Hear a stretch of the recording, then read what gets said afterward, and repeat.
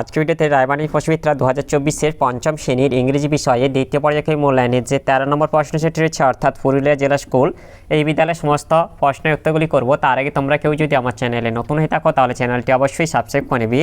প্রথমে এটা হচ্ছে রিডিং স্কিল। সিনে আছে একে read the following passage carefully and answer the questions given below. তাহলে আমরা প্যাসেজটা পড়ে নেব। Pritam did Kumudranjan inspire him to write poems? Father, yes, but Nazrul was also influenced by Rabindranath and the Persian poet like Hafiz and Khayyam. Uncle Rohim, did you know that Nazrul joined the army under the British? He was in the 49th Bengal Regiment. After the First World War, the regiment was disbanded in 1920, so he came to Calcutta. Father, at that time India had risen against the British rule.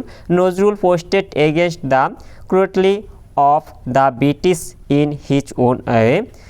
In fact, he also started writing poems, essays and songs to voice his protest.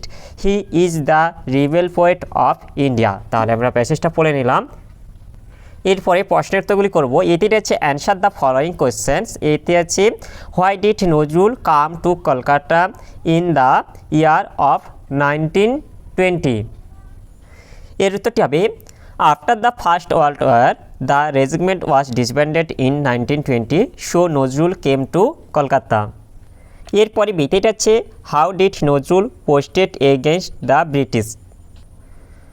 Nazrul also started writing poems, essays and songs to voice his protest against the British. এরপরে বিটিটা আছে rearrange the letters and make meaningful word. এইটিটা সেটা হবে disbanded হবে, বিটিটা সেটা ক্রুয়েটলি হবে। এরপরে সিটিটা আছে complete the following sentence with information from the text. এইটিটা হচ্ছে Nazrul joined the army under the British হবে। এরপরে বিটিটা হচ্ছে হি ইজ দ্য, এটা রিবেল পয়েন্ট হবে। এরপর দিতে make sentence of your own by using the following words. এতে এটা হচ্ছে পোয়েট, এটা হবে Rabindranath Tagore is the great poet of India. এরপর বিতে এটা হচ্ছে ব্রিটিশ, এটা হবে they took him to the British camp. এরপরে গ্রামার অ্যান্ড ভোকাবুলারি যেটা আছে দুই দাগে fill in the blanks with অ্যাপ্রোপ্রিয়েটেড forms of the verbs given in the brackets.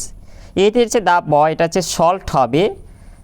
The problem yesterday. এরপর বিটিটা হচ্ছে রোহিত হবে, এটা কামস স্কুল এভরিডে। এরপরে সিতে এটা হচ্ছে হি হ্যাজ, এটা ড্রয়িং হবে এ পিকচার। এরপর তিনি যেটা হচ্ছে translate into English from Bengali. এতে এটা হচ্ছে শিক্ষক মহাশয় শ্রেণীতে আসার পূর্বে ছেলেটি ছবিটি এঁকেছিল। এটা হবে the boy had drawing picture before the teacher came to the class.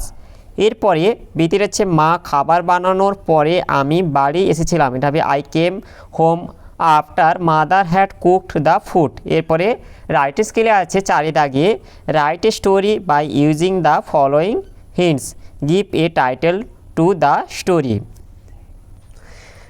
এতে তোমাদের টাইটেলটা স্টোরিটা হবে the fox and the grapes. তোমরা রাইটিং স্কিলটা দেখে নাও।